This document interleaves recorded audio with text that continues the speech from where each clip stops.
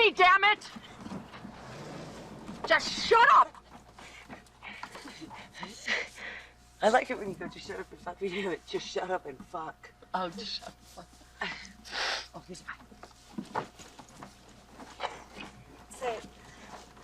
Just shut up and fuck me, damn it! Just shut up and fuck!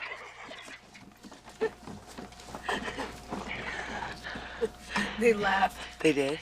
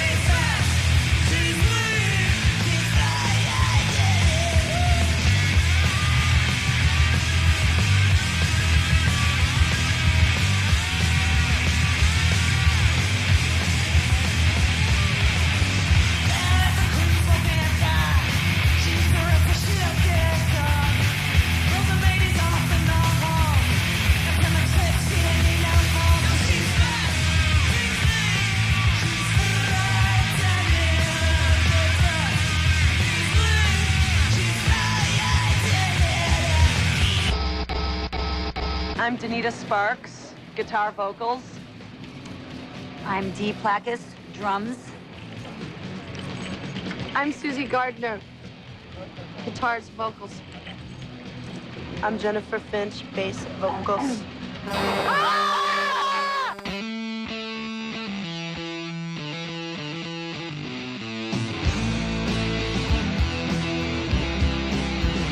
There's just a limited amount of ferocious, free-thinking, kind of, I don't want to say oddballs, but we were just all built a little bit different.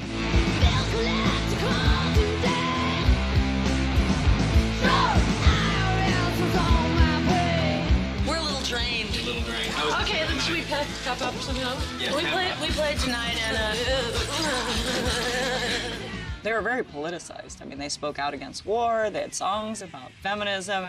They were openly, brazenly feminist, and it was done with real balls-to-the-wall fire.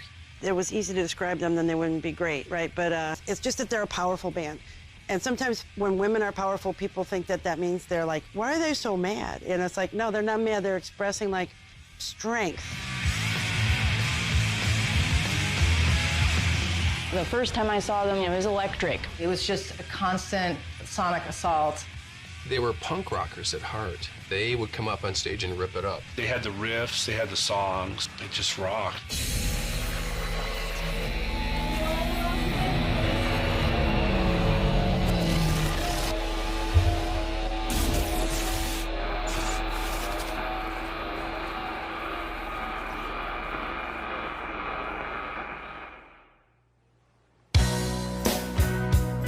In mid to late 80s in Los Angeles, there were factions. There were hard rock, hair band people of the Sunset Strip. There were punks at the Anti-Club and Al's Bar. You could be anything and play Raji's. I mean, you could be Screamin' Jay Hawkins or punk rockers. Then it became very crossover. Everybody was going everywhere. That was an era in that period of the 80s.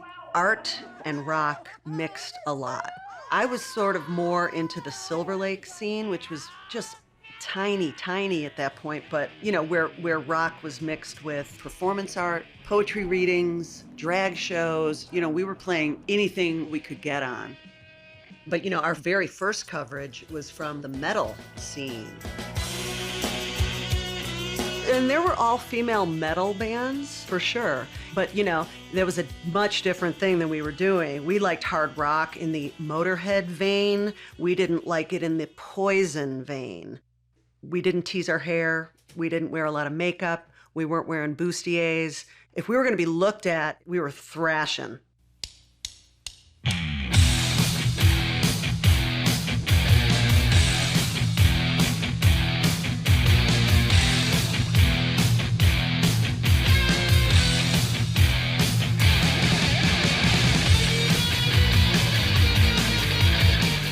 we were a very physical band, you know, doing knee drops and head banging and flinging our hair and diving in the audience.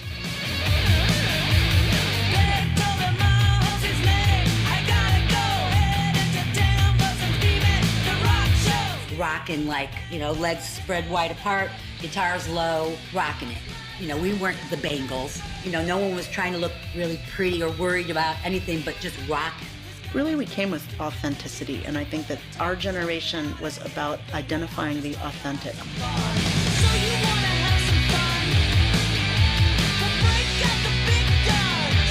I imagine that we'd probably do a couple regional tours, like go up to Seattle, San Diego, San Francisco, and then we'd probably fizzle. L7 and the L7 trajectory is a trip. It's kind of classic. It's rags to riches to rags.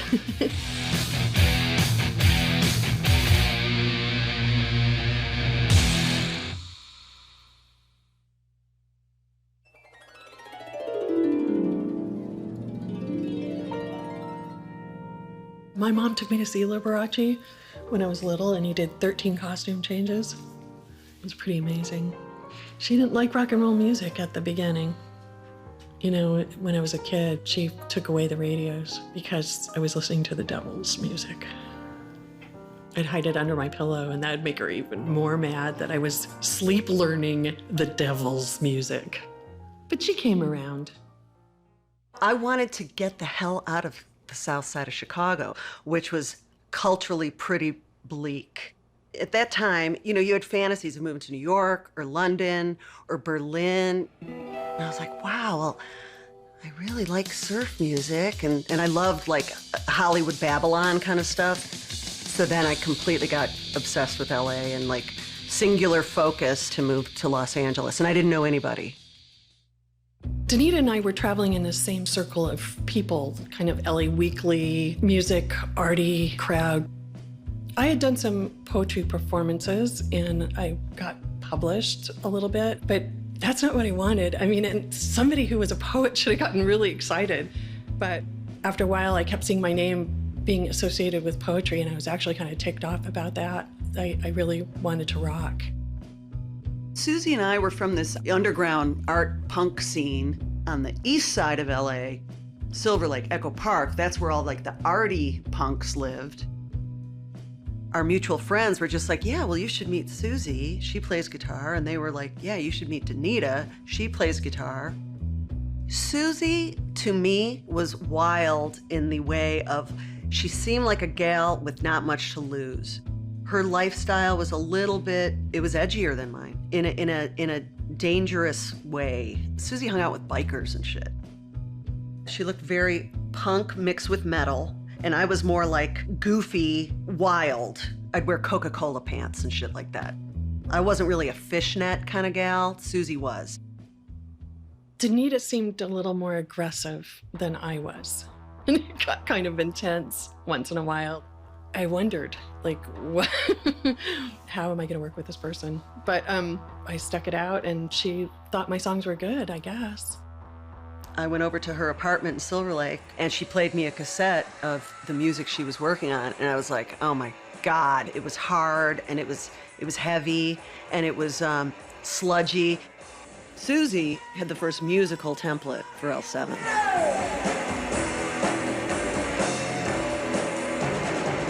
I think Susie was concerned that I was going to be too political. Susie just purely wanted to rock, you know? I kind of felt like I had something to say. I was raised to be political. I was raised to question authority. Susie wanted to express her emotions. I wanted to change the world somehow. We went through a succession of players. It was like a year and a half. Oh, we need a new bass player. Oh, we need a new drummer. Generally, dudes who wanted to play hard rock had no desire to play with women. It was just taboo at the time. We had to put ads in the paper to find new people, looking for a drummer who would like Ramones, Frightwig, Iggy Pop. We didn't care what gender as long as they rocked. It was really, really hard. Shitty gigs and just weird people around. being broke all the time, trying to keep our part-time jobs, keep our cars running.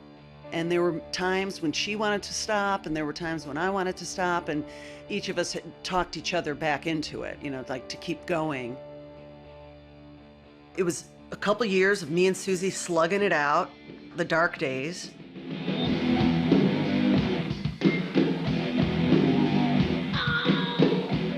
And that's when Jennifer came in. There was this persistent chick who had come to see our shows, and she approached me and she was like, I want to play bass. She almost challenged me to let her in the band. I didn't really know very much about bass. I had been playing with Courtney Love, but it was very limited, and I had to borrow a bass and learn what an amplifier was really quick. We were almost on our last legs when Jennifer came in to the band, and Jennifer was very driven. She was very passionate, and she knew a lot of people, and she went out a lot, and she rocked like headbanging crazy. I knew that I would have to make up for my inability to play with attitude.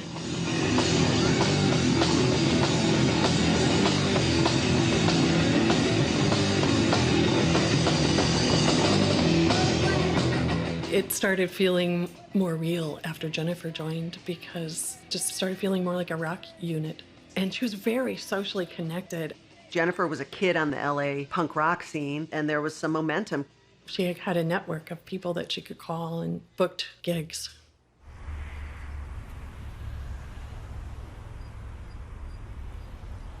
The fact that we were starting to be embraced by this metal scene was very surprising to me.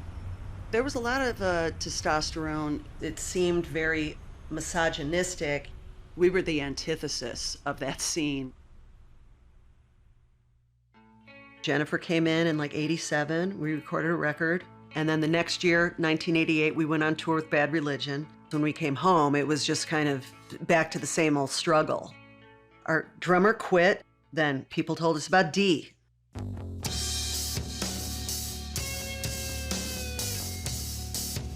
I was in my living room, stoned, listening to Patti Smith's Radio Ethiopia, and I hear a knock on the door, and I see Danita.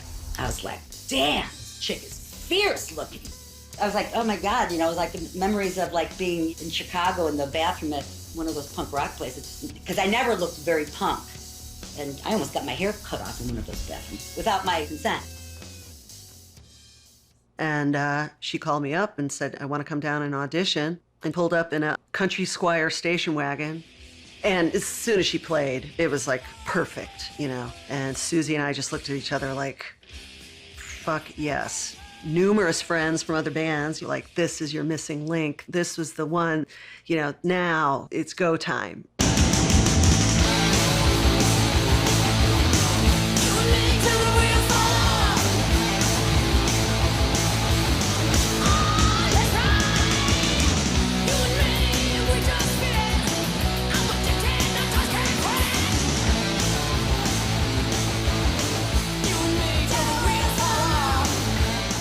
There were a lot of labels all over the country that had strong scenes bubbling up. Like there was Minneapolis and Seattle and Portland and Houston and Austin and Chapel Hill and New York City, and, you know, and Sub Pop was one of the strong indie labels. Jennifer and Courtney were listening to a lot of records out of Seattle, on Sub Pop in particular, and we figured we better get up there.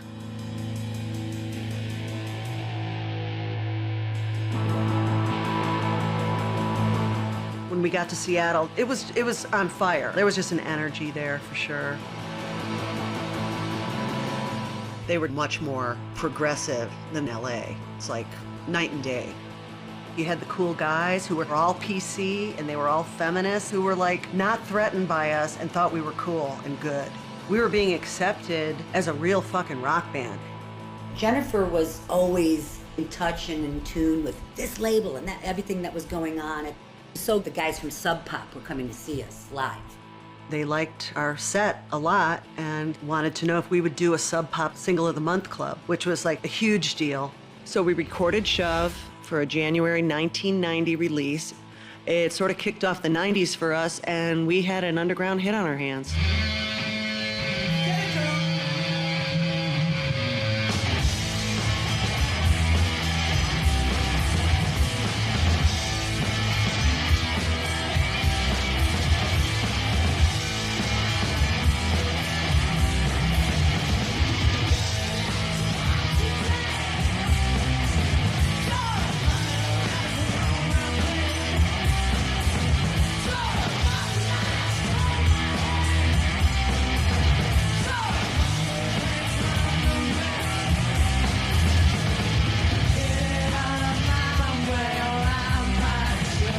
We used to joke that Sub Pop was the gateway to Europe, and it was for us because we toured Europe. All of a sudden, the single, 4.5 years into our band life, was breathing life into us.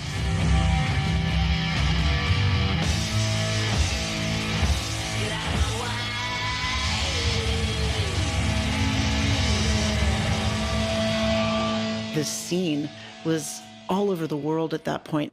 We knew tons of cool bands in the underground by then. Everybody was getting a lot of attention. For L7, the momentum, you just felt it. Every show in 1990 was an epic event. There were promoters that didn't pay us, that we had to make them empty their pinball machines. There was a promoter that touched Anita inappropriately, so we all peed in his hat. We broke down in Barstow, and my father came and picked us up. Craziness, vans breaking, explosions, knife fights.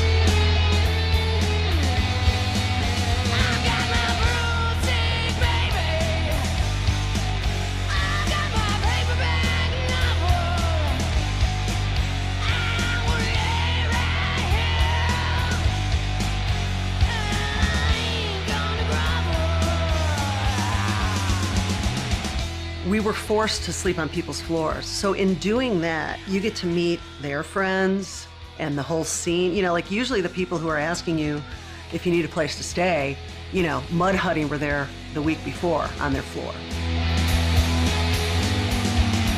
Sub Pop said, we'd like to make a record with you.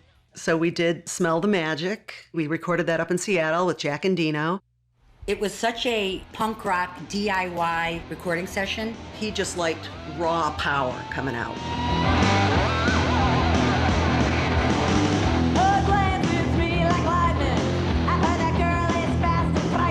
Fast and Frightening is an homage to a wild female. Because I've always hated, oh, she's got balls, and I'm like, why do people fucking say that? That's so lame, Like, why does it take balls to be fierce? Oh, got so much clit, she don't need no balls, and she's fast, she's lean.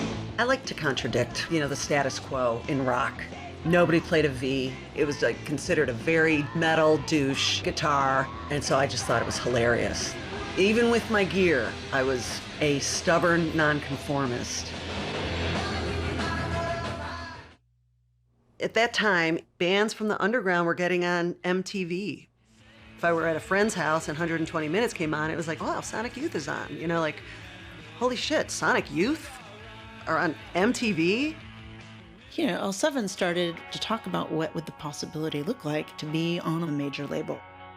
It was a distribution issue for us. It was like, oh man, we have to be in the stores more. Even though Sub Pop was great, once you were on a major, then you were everywhere. And I was very much into infiltrating the masses.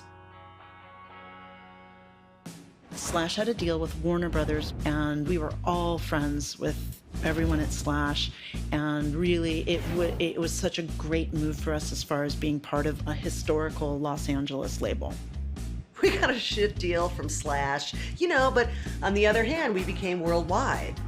As far as major labels knowing what to do with us, they didn't. We didn't have a good record deal. I don't think I've seen a dime from the sale of our records. But we signed to Slash. I quit my job at the Weekly, and then we were in the studio with Butch Vig. We're spending big fucking money, and they treat us, and we're treated like hospitals. And Brian, if you load that EML package, Susie, just start singing. Queen in Memphis, and I had to take her upstairs for a ride. But she had to keep me around. Excuse me, ma'am. Why are you staring at me? Elvis stayed here. Who? Elvis. Can you point me? Which street did Elvis stay in? I believe. No. The one that we're in? Elvis stayed in the same suite that we're in. In the Admiralty suite? Pull it out. Dee, what did you just order, honey? I ordered 2 Miller Genuine Drafts and 2 Sharps. Party down. We're partying down here. Party at L7. naked. Look, this is rock and roll. Well. Okay.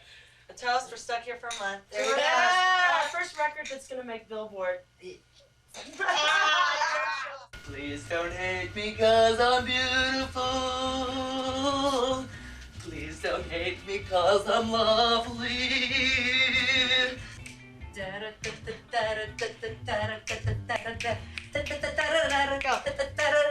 You'll be better off than you are. Or would you rather be a stool? A stool is a pile of excrement, in case you didn't know. Here's Susie and I's bedroom. You know, there's no safety liner over the toilet. Disturbing you. We're now talking to John, who just okay. informed us that he's marrying the chick I just from the wanted to call you. I Smashing got back from Pumpkins. the studio. And now there's something I'm going to ask you, but believe me, don't think this. I'm being silly, but it's important because, like I said, I'm an experienced married woman. You know. I mean, how's the sex? It's pretty awesome. That's good. So she gives good head and all that. Hey, that's an important look. Kirk would have dumped me in a second if I couldn't suck the chrome off a trailer here. Yes. Hi. This is L7. Look at all the records they've done here. Hey, Was this a single? I know, I was just gonna say. Ow. I like that photo. It's kind of interesting. Seltzer, Pepsi, Mountain Dew, and Triple X is, of course, ice cold Frosties. Okay. Okay? This is all for It's us. illegal to advertise that there's anything other than Triple X in there, so But there's really beer in here? yes, Beer ice in cold that one. Frosties.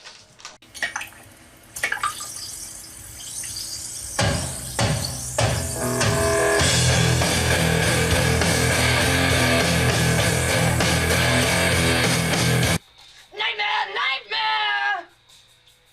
In the daylight! That was cool.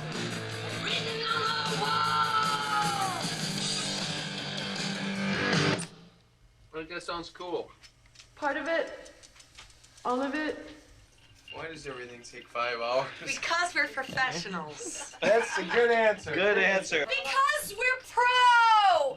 Because we're professionals. No, because we care. Because we care. While we were in the studio with Butch, Nirvana released Nevermind, and it blew up. It would be like if all of a sudden one day you woke up and your kid sister or kid brother was internationally famous overnight. That's what it felt like. Everywhere I go, everywhere I turn, I see this fucking face! Frankly, I'm sick of it. And then there's White Zombie, and Teenage Fan Club are in there. T. And Super Chunk. See, all our friends are in this. And we'll never be in there. We'll never make it too. Are you singing on the chorus on this? Yes, I am. We gotta do this chorus. I don't want her to do the back vocal or her vocal until you do your vocal, because Okay. she's singing under you, right? Yeah, You're gonna sing I'm mounting her, as it were. 3 weeks on the road and we're playing ball in the hall. 3 weeks on the road. Ready? Begin. 1, 2.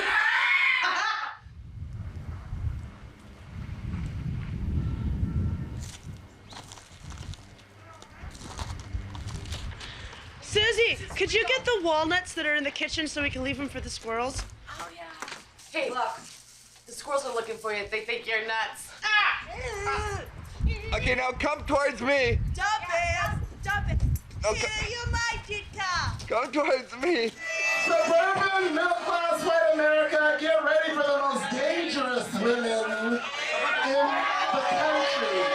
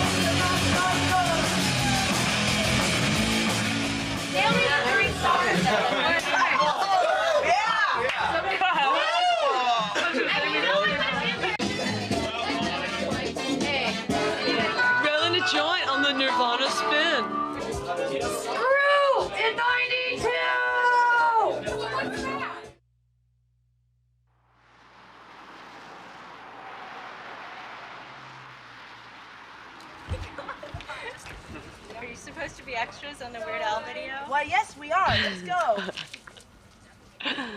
Oh, Jesus. No, we're doing our own video. Hey, are you guys going over there? Yeah. Tell them L7's at stage 4.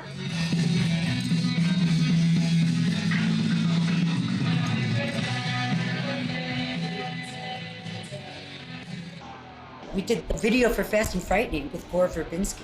That was our first video. That was really fun. That was like punk rock too. That was just like the opposite of doing Pretend We're Dead. You know, Pretend We're Dead was like a big, music video. Play that.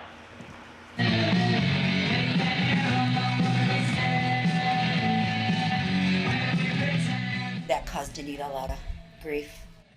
She was not pleased about a lot of the stuff, was fighting for her creative view, what she wanted and, what they wanted. And, oh, you can't have the roadkill in there and you can't have, and it was just like, started getting that taste of being on a major. Danita did not like losing control of the art. It was exciting. Since Susie got hit in the head with the crane, of course, that wasn't exciting. All of a sudden I hear somebody shout really loudly like, hey! Then the camera came down and the matte box hit my ear and it ripped my ear off. Not all the way, but ripped my ear, so the whole back of it was a cut, and it broke a bone in my orbital. I still have numbness to this day from that. The album is titled Bricks Are Heavy. But we're changing that since Susie's crane accident to Cranes Are Heavy. Yeah. We blame Susie for everything. She broke, she broke the camera with her head. It fell on me from the camera fell on me from 20 feet in the air. And I narrowly escaped with my life.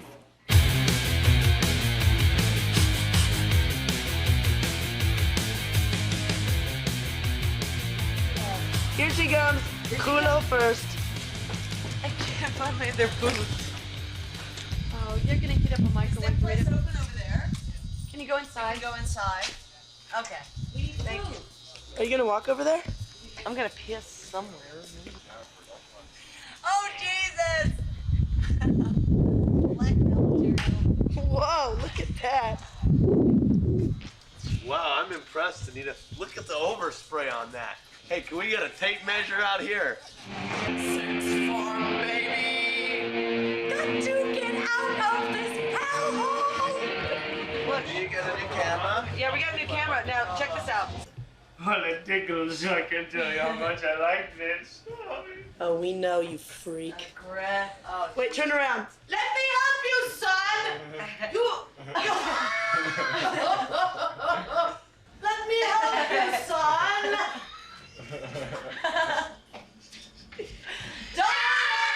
Don't hurt her!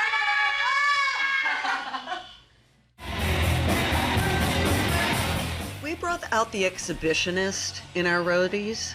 It just seems that if you're involved with L7, you probably are just something of like a nudist and life lover, so you don't mind running naked on stage. We didn't ask them to do anything beneath their dignity. They volunteered.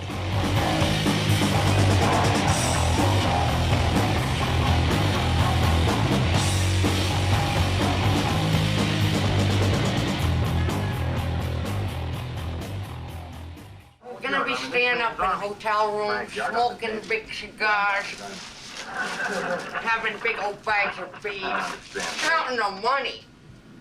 We gotta hire a different guy to count the money. Please welcome L7. I don't know if meticulous is the right word with the band image, but we were aware of the scrutiny that we were getting for being all gals. I don't know how to put this into words. I guess I just have to say it. You couldn't be too sexy. If you were too fluffy or cutesy or something, then you weren't going to be noticed as being a musician. And I think we were aware of that. So let me ask you, I was thinking, well, how do I ask him a question that has anything to do with being 4 women without one of them wanting to, hit me or something like that? Are you How do you know we're women? How do you know we're women? Are you sure? No one knows but our hairdressers. Maybe it is a big assumption. Is this something that everybody still asks you guys about? Is being a quote unquote girl group, and you just not deal with it? Well, it's a part of us. I mean, we are who we are, but there's many parts of us as well. Mm-hmm. We not only have poontangs, we also have armpits. That's right. Many parts to the anatomy, exactly. We really wished that gender would just go away, that we would be seen as rock musicians. Danita did a really good job with screwed up crazy lipstick and eyes, and Danita and Jennifer would put stripes on their bodies. What is it like to be a girl in a band? It just was annoying, The point was to rock, and please recognize us for our rock.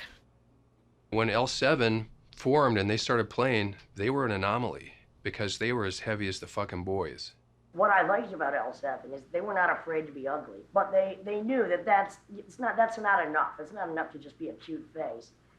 And their music was raunchy and a bit ugly too. They weren't trying to appeal to anybody. They weren't trying to appease anybody. They were really the first band that I saw where they looked very, raw. They were not, even if they wear makeup, it's not to look hot or they're not trying to sell sex at all, which is why L7 is a really big inspiration, I think, for everybody that was kind of exposed at that time. There are a lot of women in the audience tonight, so while you're doing your thing in the pit, please be considerate of them. That's all we're asking, okay?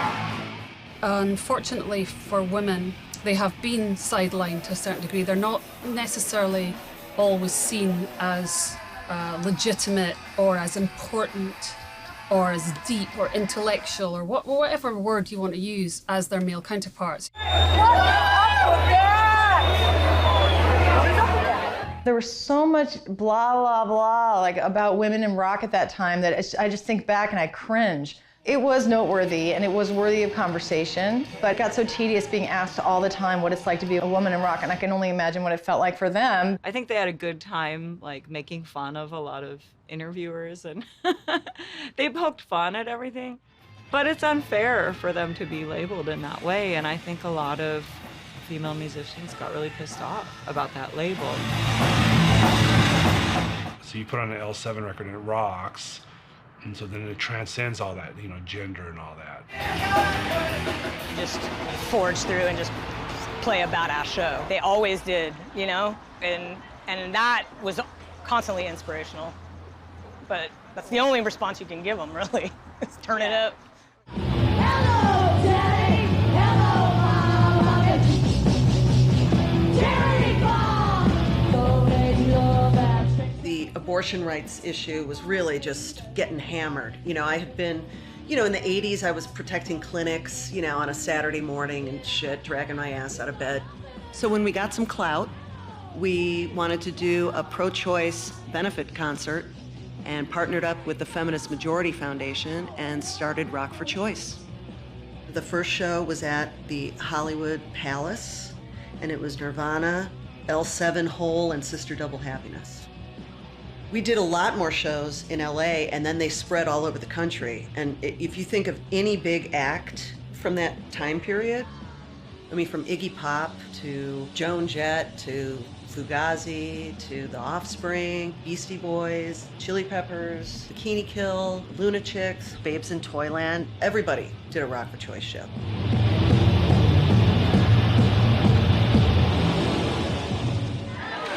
Did y'all sign the pro-choice petitions out front? All it takes is a signature.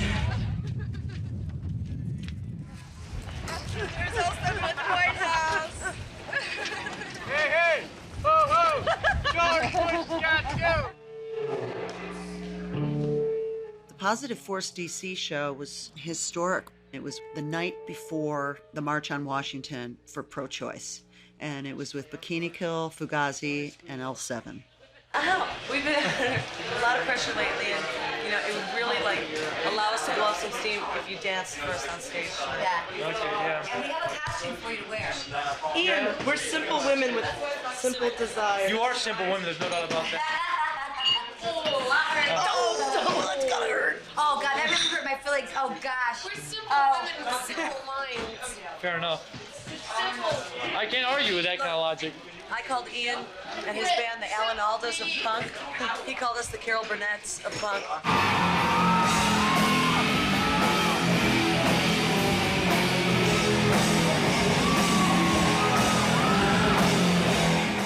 I think we had the most feminist moment on stage with Slimenstra Hyman coming out, doing her fire dance, but the audience kind of poo-pooed it, like they couldn't get the humor of it.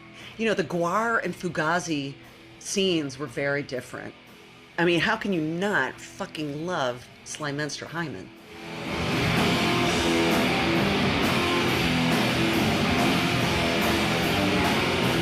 Maybe we overshot it. We were activists in that way, but like as far as like becoming spokespeople for stuff, we kind of thought, well, shit, like we're a band. You know, because in interviews, we wanted to talk about the music, we wanted to talk about our touring, but it was getting very focused on pro-choice. And so even though Rock for Choice kept going and still had huge concerts, we had to pull back and focus on the band. L7 in the history of rock is like really, really, really important. But I think L7 was way more impactful like in my life because it was all girls and also was really aggressive. We just listened to them all the time, constantly, in the garage and in my bedroom and on my Walkman CD player, walking to school, walking back from school, in school. That time period was really incredible for women in music. It was a time when girls were feeling empowered to go out and be aggressive. And I don't mean just turn around and punch somebody, but go out and do whatever it was they wanted to do, encouraged to be themselves. Hello, I'm Danita Sparks from L7. Don't hate me because I'm beautiful.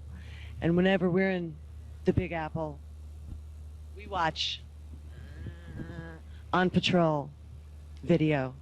Really? Really? Well, that and Geraldo. Let's see. That's when my sister told me this, and she said he watched you on David Letterman from his big chair. Tonight, making their network television debut, please welcome L7. And he, I guess she did know what she was doing. Up until that moment, he didn't believe that it could be a career for me until I was on the TV. And of course, because he could tell all his friends. My daughter was on David Letterman. Did you see it? Like, oh yeah, we saw her, Harry. Knocking over everything.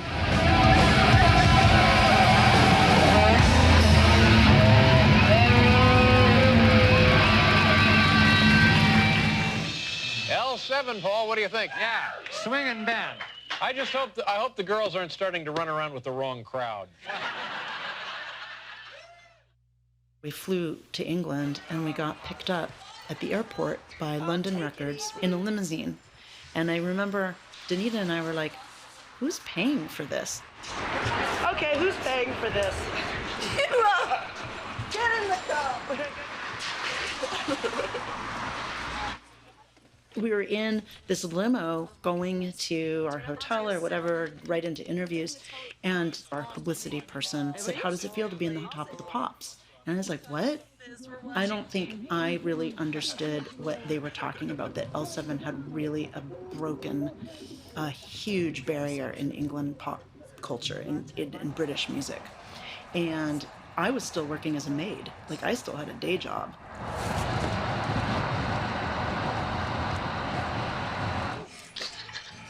You playing here tonight? Yeah. We're playing there tonight. L7? Uh-huh.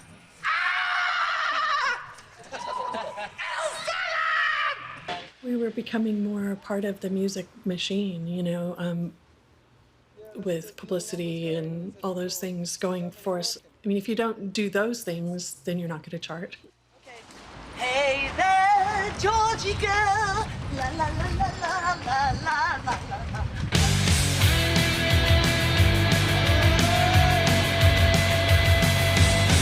I put your stuff out on the porch. You missing your pants and put out the torch. Who's that at the bell when you're head down?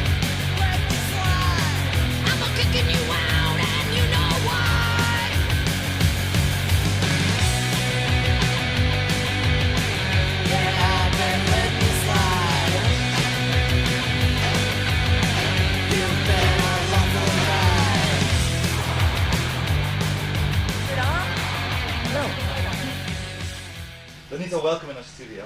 Thank you. Okay, let's start with Los Angeles. Trashy and beautiful. Touring. Pleasure and pain. Holland. I feel like I'm on a game show.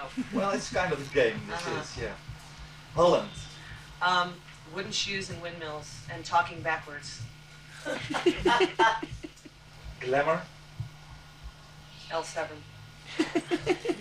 Kiss the boot. Kiss the corn of shiny, shiny palace. Shiny palace on my toe. Get the patterns of furry velvet. Furry velvet by Dr. Shore.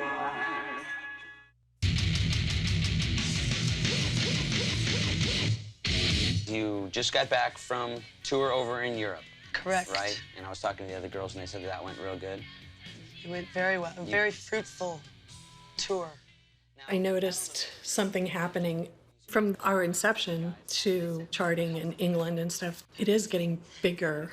So it's got to be kind of wild because things are really starting to happen for L7 right now. I mean, just from being this really core people that all the people that listen to college radio were into L7, but now it's like a lot of people that are out there buying Pantera or Ozzy Osbourne. Who sit on chairs like this. Who sit on it and are on shows like the Headbangers Ball. I really didn't think women could play rock, but then I saw you and imagine my surprise. What do you think about that? I despise Morrissey, you know. Yes. This is 5 p.m. Live. You will not be sorry you tuned into this show. This is a show with variety. Today, we're going to meet people who want to be mummified when they die. That's a new trend. And where do old rock and rollers go? Well, to a rock and roll retirement home. Such a place is in the works. And we're going to meet the band L7. You didn't want us to say that you're an all-female group. Well, obviously you are. So, you know, I guess we don't need to say that, do we? No, we don't. No. Paula. But I just did, sorry. Well, now I heard that you had done as well as the Go-Go's as they first started out. Is that true? No, we're nowhere near. Look, we've gone copper with our record. They went like multi-platinum. We're only in the semi-precious metal category right now. Well, how long have you been doing this? 7 years. A long time. 7 You know, long I think I'm going to years. pass up the rock retirement home and go straight to the mummy guy.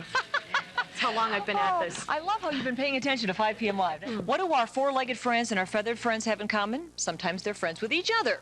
Stay with us.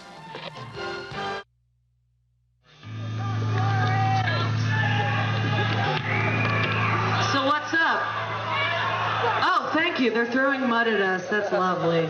Welcome to Reading. L7 have become famous for their riot girl anthems, including this one, my own particular favourite, which contains the timeless lyric, "Got so much clit, she don't need no balls." Exactly. That show was a big deal for us to get on that show. You know, it was big. Nirvana was the headliner at their peak.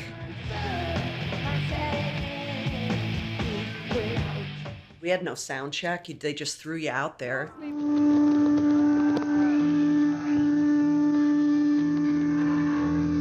Sorry, we're having some technical problems up here, being the professionals that we are.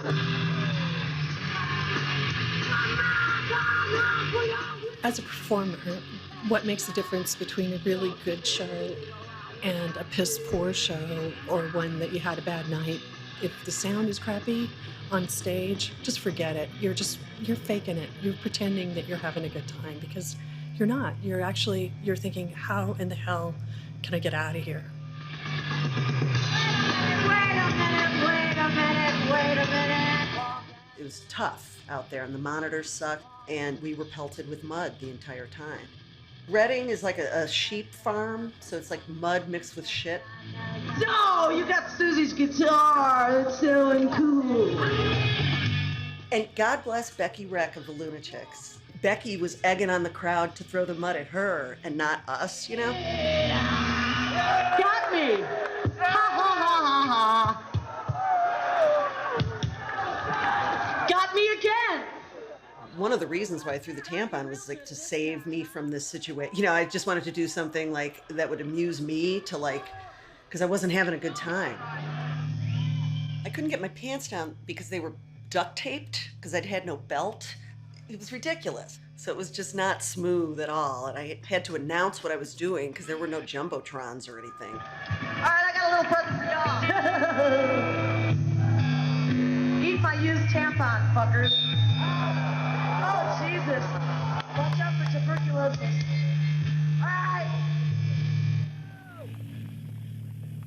After that show, we walked off stage feeling deflated. Jennifer and I both kind of looked at each other. That was the first hiccup that I felt. And I think she felt it too, because we both kind of were like sort of speechless. But we just went into a trailer and there was our publicist and I said, get a press release ready.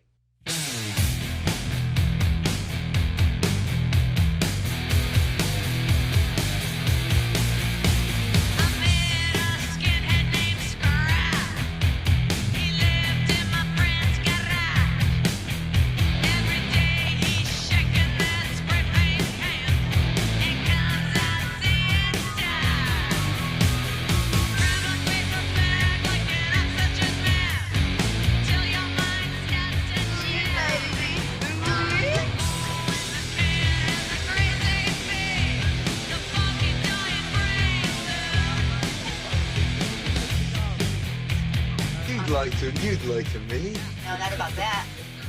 You'd like to me about anything else. We're getting our instructions. Hey, guys. Beep, beep. What's happening? Oh, look at that crane. Oh, Jesus, it's just waiting to land on someone's head. Susie, just look up. Susie, you look smashing against this backdrop. Just look up. Look at all the things above her. You look very swinging London. Our appearance on The Word was kind of weird because the whole show was pretty silly. It was kind of an all over the place sort of variety show. And we showed up and they had a male bum contest going on. Tonight on The Word, the best bums in Britain. Take it from me, tonight's show is going to be hot. Hotter than Windsor Castle, in fact. And to kick off tonight, this is 4 Californian girls, L7 to 10 We're Dead.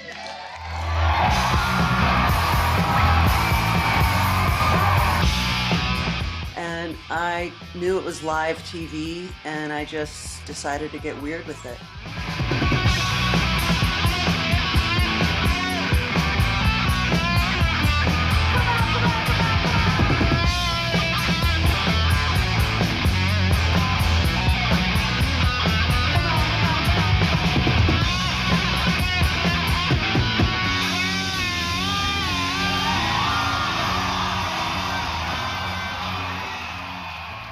L7 made a big splash on The Word, but producer Paul Ross says L7 won't be banned from the show.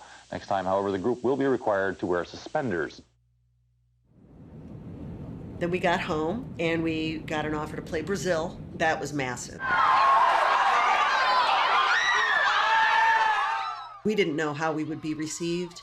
We had no idea how big we were, but we were like huge in Brazil. The whole experience was really surreal from the moment we touched down. All the kids were waiting at the airport for the arrival. We got in a bus. There were all these other bands. They were in different buses. We had security guys. They had guns in their socks. They had like ankle holsters with guns in them. It's just really weird. Handguns, you know, like they were packing. At the hotel, there'll be thousands of kids. Every time you leave the hotel, you're going to get gripped. What might happen is you'll never go out by yourself. That's a rule one. Never leave the hotel by yourself. And in most cases, we'll just have a security person with you when you go out. All right? In a lot of cases, you'll be leaving through the back door of the hotel. Oh, look at all girls. How cool. Oh my God. Very cool. That's awesome.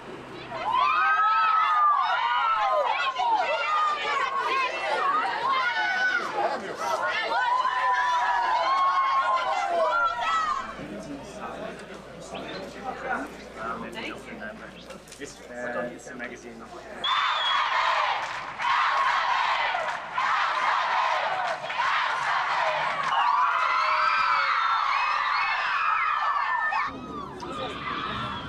It was a great experience, but it was also very sort of alienating. Police escorts to the stadium was funny and surreal, but you could also see where that would get really scary after a while. Dude, I got stomach ache.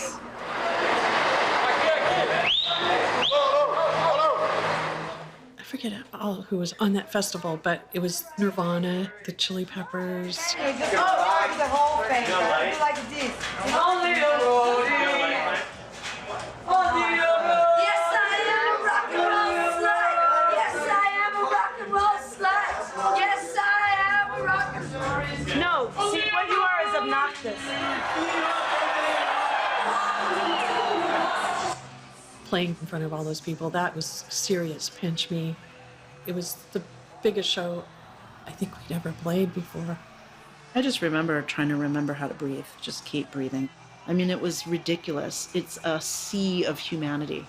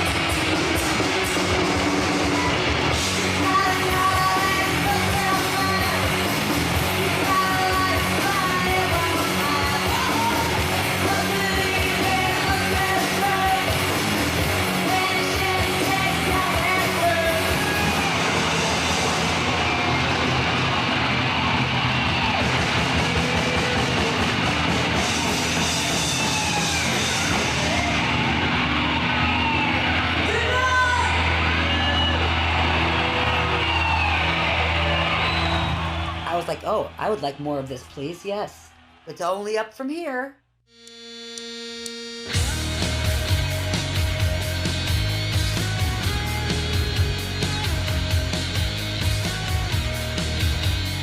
Japan is really fun. We had done a photo shooting with those sick masks, and the whole audience came with the masks the next night.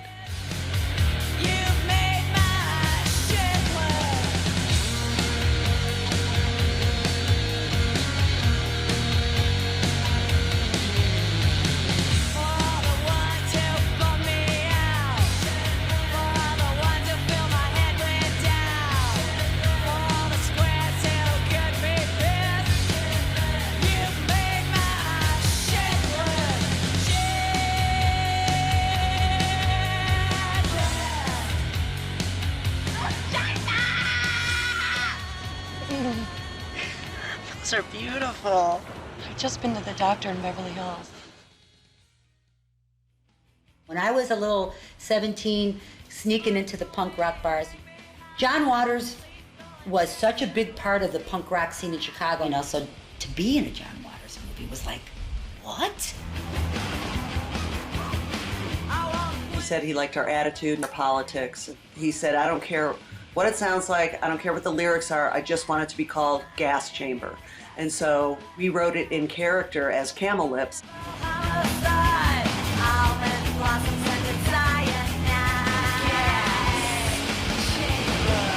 Right at the crotch was a prosthetic lady parts. The outer vag area was on the outside of the pants. I mean, how could you not love those pants? They're just obscene in all the right ways.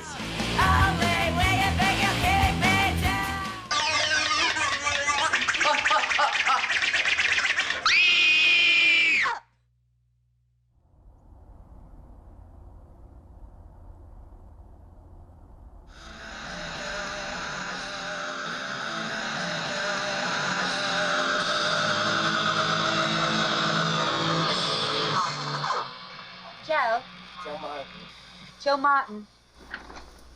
It's right here. The Susie Solo. We recorded Hungry for Stink. There was a conscious decision to make it sound a little dirtier, a little less polished than Bricks Are Heavy.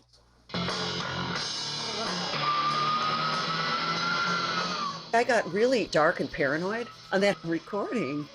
I wanted to move out of LA. I was really afraid of being carjacked.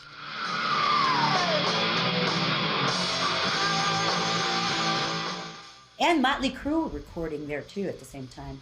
They invited us to come in and listen to a track of theirs. And we walk in and there are magazines taped all over the room of naked women. Look at all the pinnacles. Tanita sent out a runner, because we had a runner. He was sent out to get boy magazines. And we hung those up all over the room. And then we invited them to come in to listen to the track. I don't understand. All I know is I'm not getting paid enough to deal with all this penis. That's just the bottom fucking line. I like pranks and I like shocking. I love Johnny Rotten and Rock and Roll Swindle and, that kind of stuff. After the Susie thing, we put out a press release every video we made of some catastrophe, which never happened. Like on Andre, I had our press agent say that I was attacked by a poodle and admitted into Cedars-Sinai Hospital. So when we hit Lollapalooza, it was kind of up in the air if we were going to get asked or not. We weren't asked any of the years before, so we sent them a fax that said, who does L7 have to blow to serve Coors at Lollapalooza? Love, L, always the bridesmaids, never the brides, 7. Lollapalooza is back for the 4th year. This year, music industry weasels are picking outrageous all-girl band L7, who you saw, to break big as a result of the tour. Now, their new album, Hungry for Stink, great name, hits stores on Tuesday. We'll see what happens. Bianca? Good luck to him. Thanks, David.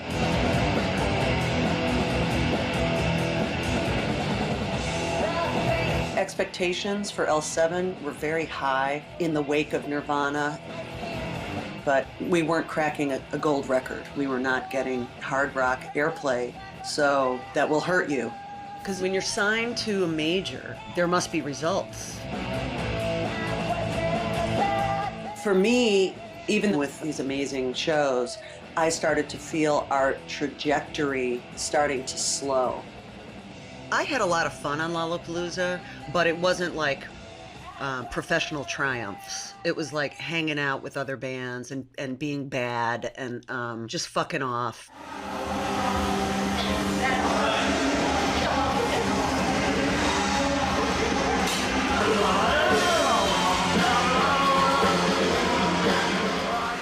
We played in the daytime, and we were playing in a lot of these things called sheds, which are a small amphitheater with a roof over it.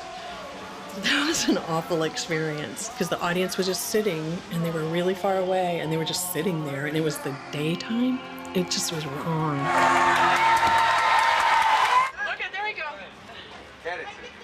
Panties. I gotta dry my panties some way.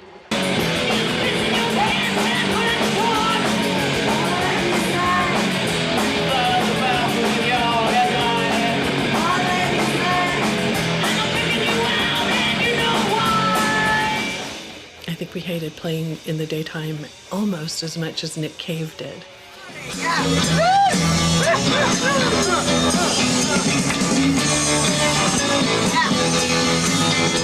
How Susie and Jennifer did that sober, hats off to them, because Dee and I just wanted to get fucking wasted, after every show.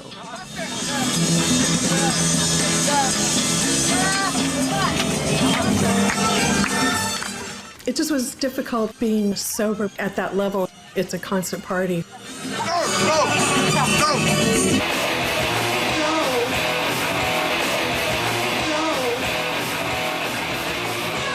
The 90s were a great hurrah. There were drugs everywhere. I mean, heroin was falling out of people's pockets.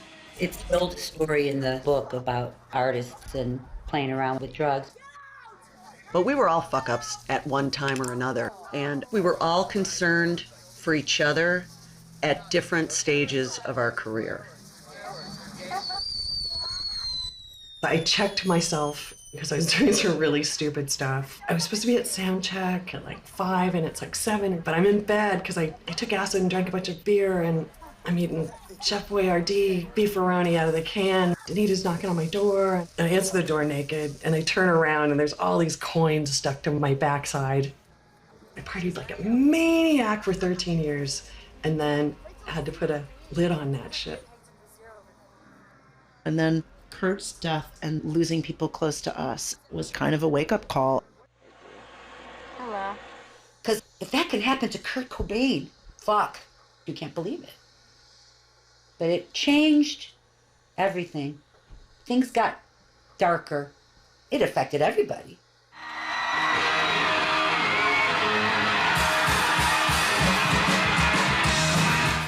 And then Green Day fucking came out and they were totally on fire. Green Day were just the new thing, you know? Nirvana was dead and here comes Green Day. The kids loved it because it was like upbeat and it wasn't, you know, grunge angst.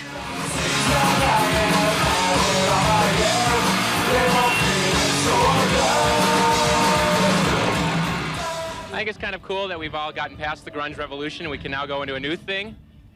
We're optimistic. Call that the sponge. What's the new thing?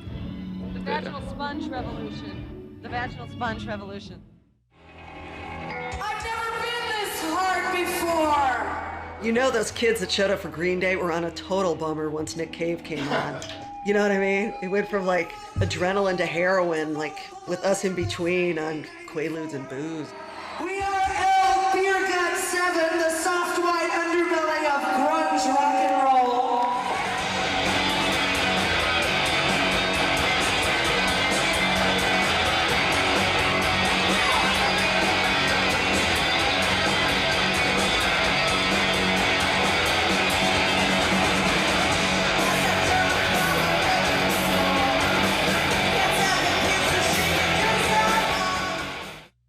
So anyways, let's get the cliche stuff out of here. Like, what kind of year has it been for you and all that? How's it been? It's been annus horribilis. Yeah. No, it's been a good year. It's been fun. Yeah, so like, how'd the album do overall? Is that compared to Bricks Are Heavy or your previous releases? I think it sold about the same. Is that right, Dee? Yeah. They had high expectations for this record. Let them down. They had high expectations. Once again, we let them down. So basically, all the same people that bought the last record bought this one. Right. We did not broaden our fan base one iota. Yeah. We didn't break on through to that other side, if you know what I'm saying.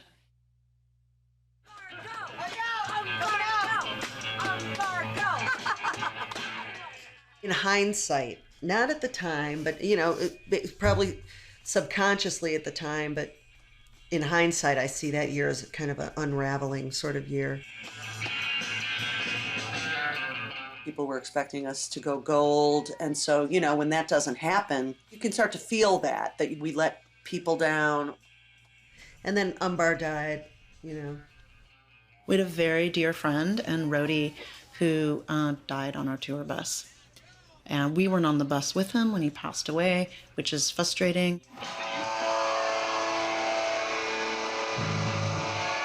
And I know that, you know, we all were very hit with grief. My feeling was we almost became inconsolable over that grief. It really is kind of a blur for me. And I also shut down a little bit. There's no way to sum it up. It just was really devastating. Losing another person close to us that way, it just was like, okay, enough already.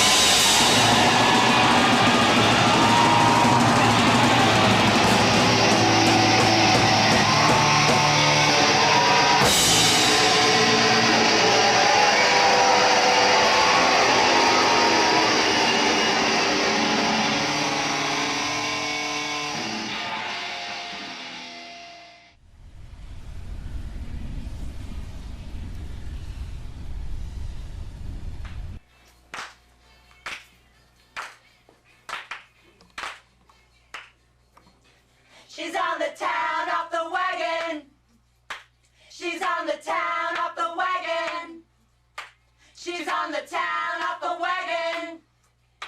She's off the wagon, wagon, wagon, wagon.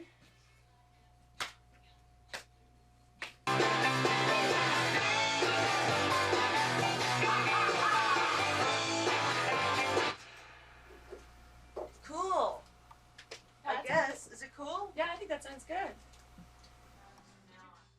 I guess I was surprised that Jennifer left in the middle of a recording session.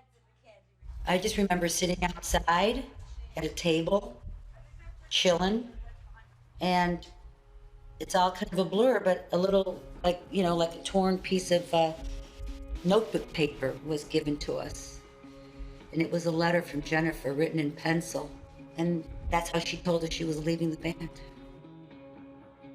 I remember starting to have a lot of concerns over my health, and I might have to leave. My own control issues were getting fired up. I was having money concerns. I was grieving over the loss of my father and Umbar. Any one of those things would have not been a problem, but all of them kind of converging together. It was just going to be hard to continue. Meanwhile, Jennifer Finch has announced that she's leaving L7 to go back to college, leaving that veteran all-female group to start searching for a replacement to tour behind Finch's swan song, a new album due this winter. I was angry, but I think I was mostly really sad because Jennifer was so fucking good and she was so loved. Getting someone to replace that's tough. I remember feeling very nervous in the pit of my stomach, like, what are we gonna do? But we just got proactive and started auditioning, put the feelers out and auditioned a few people. The battery's totally gonna go dead. Yeah. Okay, here we go. On the go. Gail came to us from a recommendation from the Lunatics. She said, "Oh, you ought to check out Gail Greenwood. She'd be perfect." And indeed, she was. Yes, we scored with Gail.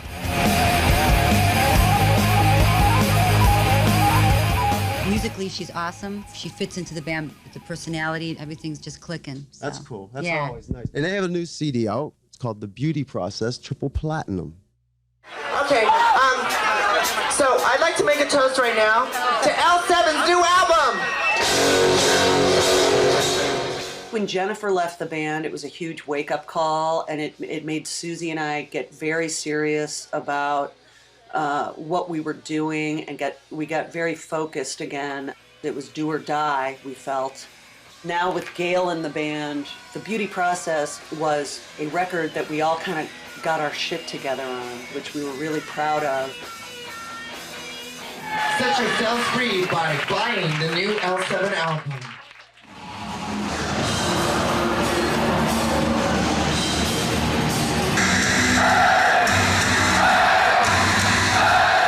We got used to these kind of cycles, touring and then writing and recording and then touring. I think people assume that you're raking in the cash if you're on the cover of Spin magazine, but unless you sell an insane amount of records, you're really just a working stiff at best. I'm attaching these balls to the hats. So, Ka-ching, ka-ching. ka-ching, yeah, rake it in. She's sewing on the balls. Tours are promotional, but you make money on merch or whatnot. And a lot of times, you know, by the time you go on a tour, you're in debt. And so you come back with $5,000 or whatever, and you already owe that.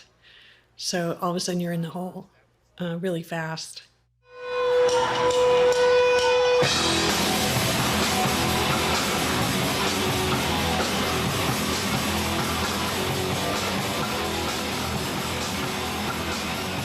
In our peak year, I think we were making $500 a month each.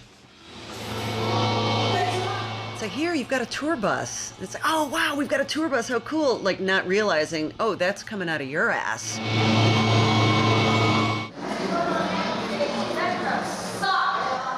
Fuck that crap. Look out, boys, 'cause they're coming to get ya. Hello, City.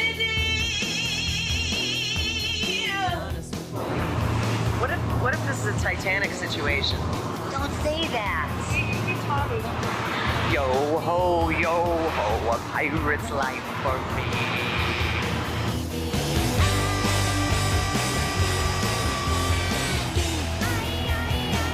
Look out, world, 'cause I'm coming to get ya. Look out, Osaka. Get your top up. Get your top up now. Get your top up. Top up now.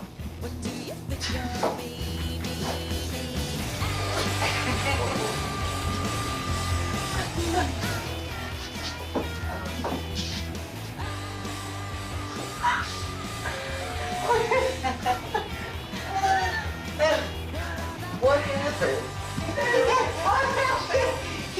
She had her top up and he walked right in. You wanted the foot and he see you?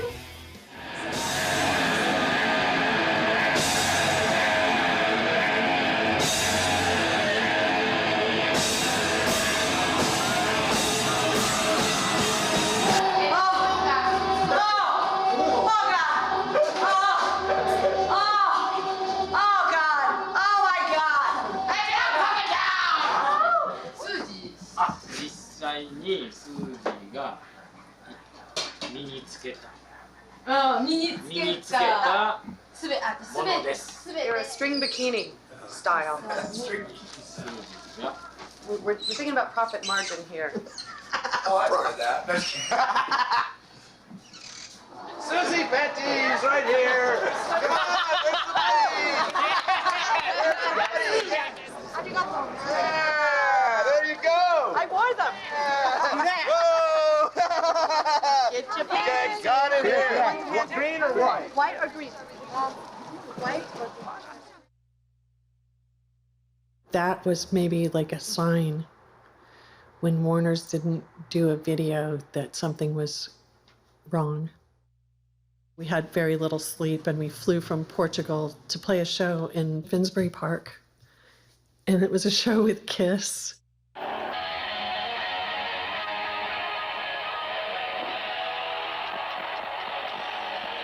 And it was early morning and we were at this venue at the park and we were backstage. And it was just really strange the way people were kind of distant or, you know, our press agent was kind of distant or weird. I don't know, it was just really bizarre. And come to find out later that afternoon that the record label had dropped us. It was so surreal, like getting dropped and playing with Kiss and being so sleep deprived that I felt like I was on hallucinogens. It was really weird.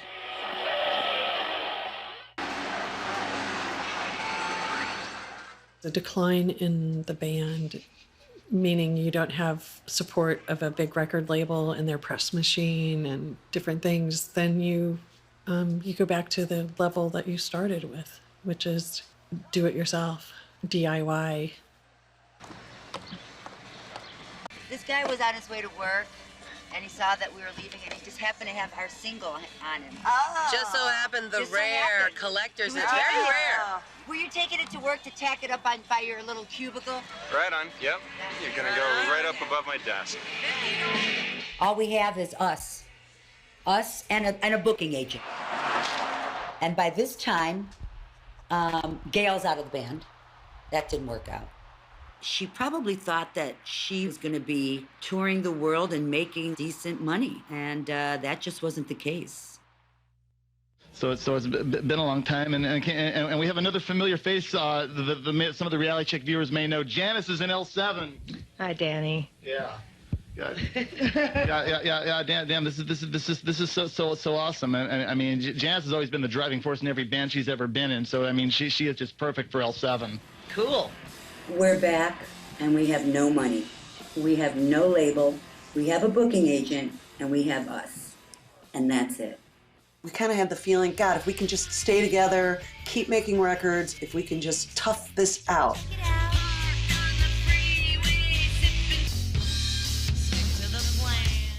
We're not going to give up at this point. So we started Wax Tadpole Records.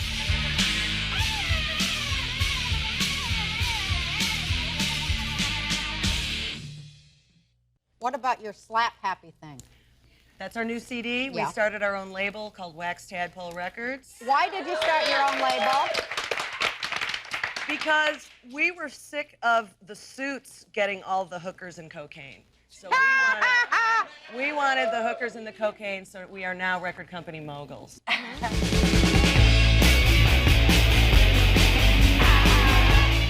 Through all of the trials and tribulations of life, playing was always a positive thing. But it did seem like it was getting harder and harder, and I was getting older, and I didn't know quite how I wasn't going to be able to maintain an income. Everything was falling apart.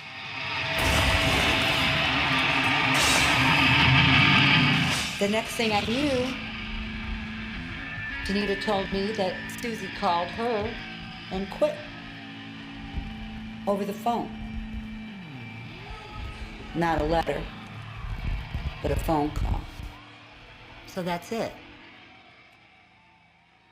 I think the stark reality of being 40, I had no way to support myself. Maybe we should have quit sooner, and maybe I should have made a family, and, all this, it was really harsh. It was a lot of self-loathing because I thought I'd fucked up my life. You tell that to anybody, and they're like, what do you mean? You traveled all over, you played music, you look at these videos. But I felt like, what am I gonna do? I don't have health insurance. I am a piece of shit. Like, what have I done to my life? I was in shock. I couldn't believe it. I was really stunned. I don't remember, but probably Danita must have said to me then, well, that's it then. Because without Susie, we're not gonna get another Susie. I don't remember who I told. I don't remember if I cried. I probably did. Probably was stunned for a while. Early on, one of the first songs Susie wrote was You and Me Till the Wheels Fall Off. And they did.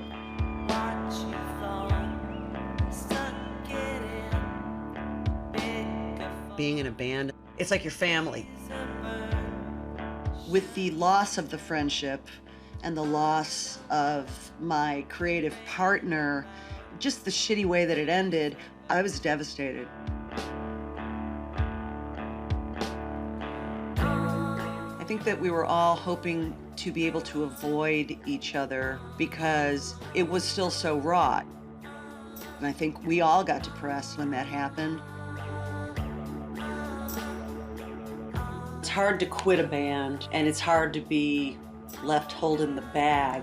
Just Dee and I, and it was brutal and a very humbling experience.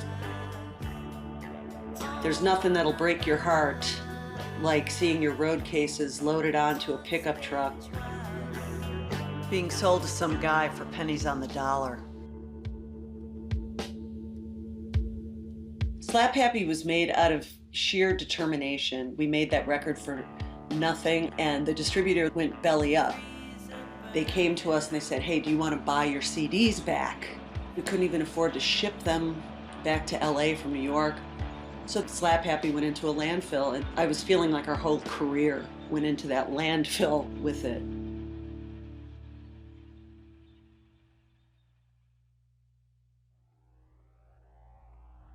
When the band broke up, and during the years following, the digital footprint of L7 was very minute. It was almost like we didn't exist. Then with social media popping up and these pages, fans started to gather, people keeping us alive, archiving us for the future.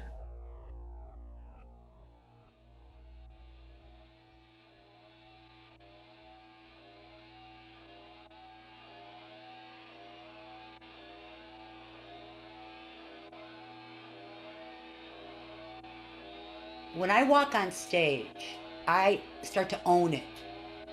Like a dog pissing on something or a cat doing its thing. I walk on that stage and the nervousness becomes, all right, I'm here to rock you. Are you ready? It's gonna get scary. I always felt like we crossed a lot of barriers. We broke through a lot of barriers. Everybody's got a shit list or should have a shit list.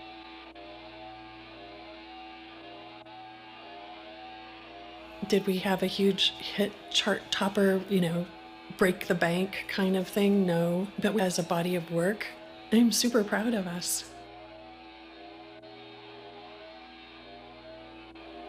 We were just a rock band that had a lot of firsts, and Sometimes when you're ahead of your time, you're just behind on your rent.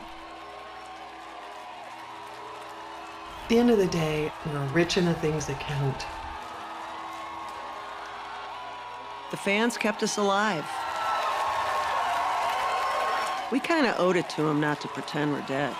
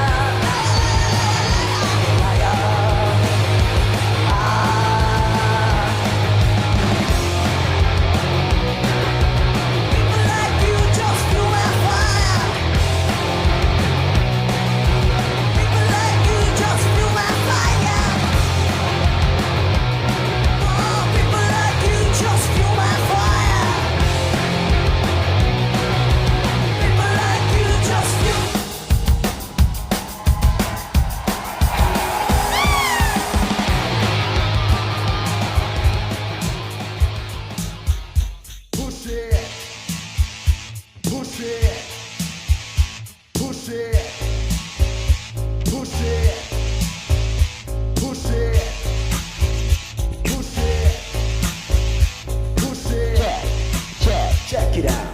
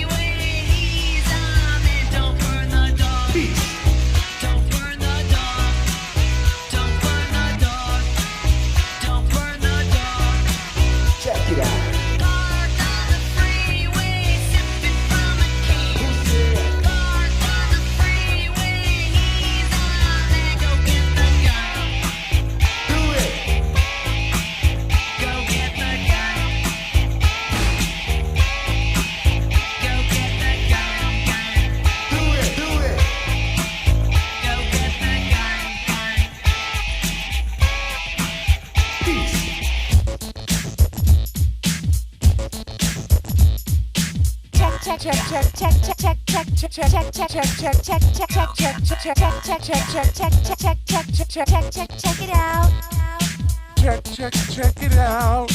Check it out.